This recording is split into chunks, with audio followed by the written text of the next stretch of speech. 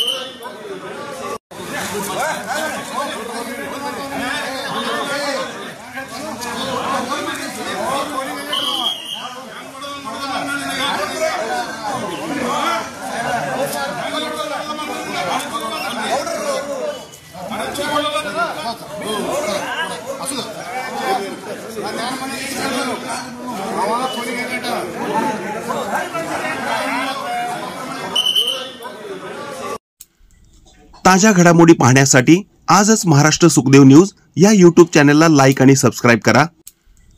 ताज्या घडामोडी पाहण्यासाठी आजच महाराष्ट्र सुखदेव न्यूज या यूट्यूब चॅनलला लाईक आणि सबस्क्राइब करा।